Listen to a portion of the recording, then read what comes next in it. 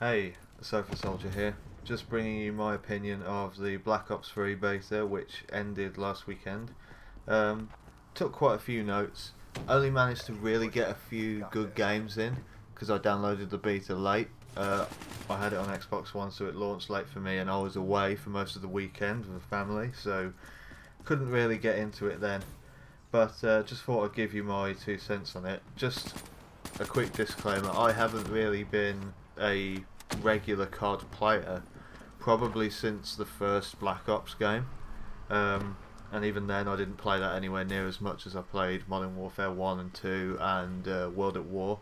First of all, big step forward obviously in terms of graphics. Obviously people who may have played Advanced Warfare or Ghosts on next gen consoles may disagree with me, but obviously I haven't played COD in a while, so it was the first thing that hit me. It's a lot more detailed, and the menu system looks nice and tight and polished. I was amazed at how much customization and how much depth you actually had, what you could unlock and what you could do just in the beta build. I'm not surprised that Treyarch extended it, and to be honest, it was fairly solid. The Pick 10 system for perks and attachments is back. Obviously gives everybody a fair shot building the loadout that they want and the character perks that they want. There's twists added to it, obviously, because of how they've designed the new operators, which we'll get into in a minute. You get unlock tokens, which you can then use, obviously, to unlock either new weapons or you can choose a new operator, because you don't have, like, basically there's like I think there's 5 or 6 different operators at the start that were open to you. Each has their own class-based perk, which recharges over time, kind of like a super in Destiny, and you can boost obviously how fast it charges by how many kills you're getting, how many points you score depending on the game type, yada yada yada. Yeah, so you can use unlock coins to unlock like different classes like that, different operators with different skill sets, or you can alternatively invest it all into one and just unlock as many weapons and attachments as you need to, which is great. But on top of that, it feels a little bit grindy. I'm not gonna deny. I really didn't have time to actually put in and see just how grindy it could get, but it does strike me as a little bit too grindy for its own good.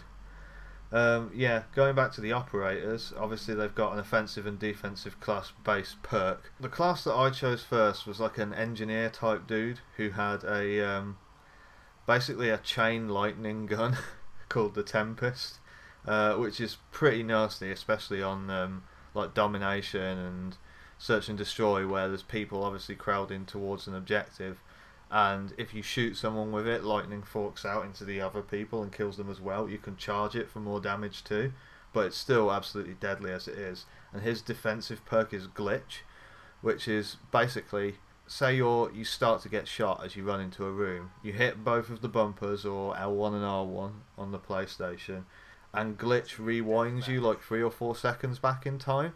It keeps the damage that you've already taken, so you're not at full health when you go back to the same scenario, but you know where they're going to be, so you can flank and kill them, or like try a different tactic, throw a grenade in or something.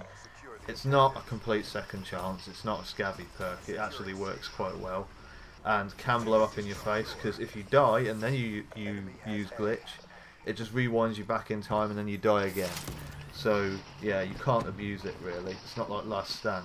Yeah, some of the other characters have other different perks, like the offensive ones for certain different ones have like a grenade launcher and kinetic armor, which deflects a certain amount of bullets that are getting fired at you depending on how fast you're moving, I think. The faster you're moving, the more bullets you deflect. One other's got like a compound bow, like Crisis style, which fires explosive arrows, which are massively powerful, a little bit overpowered if you ask me. And her defensive perk is Heat Vision, so she can like see through walls and see targets that are coming around the corner at her. Overall, there's a good selection of different operators. Some really cool character design on them as well. They've definitely got the mercenary, like private military corporation look down. Treyarch have put a lot of time and effort into that, and I was really pleased by it and the diversity that they've come up with, even for a beta build. So it is quite balanced in all honesty. you die very, very quickly. This is just a disclaimer as well while I'm at it. I die a lot in the video that I'm going to have playing behind this, just some samples of what I played. I was not used to going back to Call of Duty having played Battlefield for so long. They've nerfed the boost jump, but now it seems more of a tool than an outright strategy just to use it and do like super fast strafes and shit. You can't do that anymore. The boost is exactly what it is. It's a short boost and you slow down the longer you hold the jump button. So you can't spam it like you could in Advanced Warfare. You can't jump over entire buildings and shoot people in the back. This really benefits the map design and the flow of the map traffic, the gameplay on it in general. There's wall running as well. Wall running's pretty cool. You're not super fast when you do it. It's not like Titanfall speed. It kind of has that magnetic feel where you're clamped onto the wall and it's like clink, clank, clunk. Right, so you're not going super fast. You're moving at a decent pace, but you're not moving at full sprint speed. So you can easily get shot down. It's a calculated risk. And there's some interesting flanking options you can do if you're willing to risk using it around the outside of certain maps.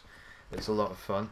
It feels like a classic Treyarch Call of Duty. They always did put a lot of effort into making it their own experience and giving players a game that felt 100% what they wanted to make.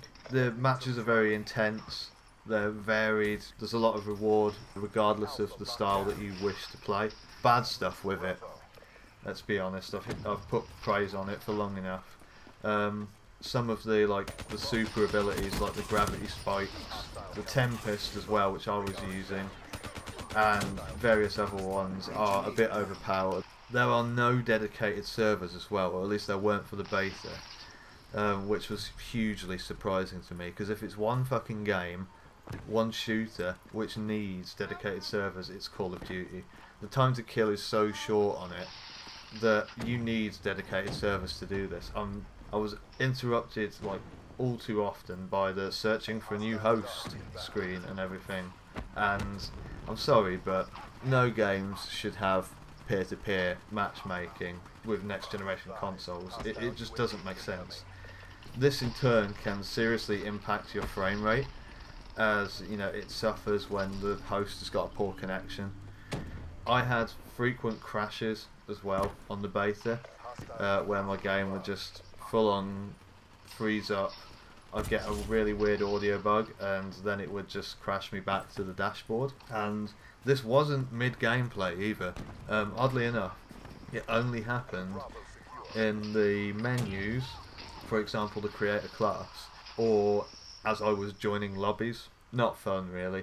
In my opinion, there's not enough significant changes in gameplay for it to really feel, you know, like a magnetic, like must buy, for me at least anyway.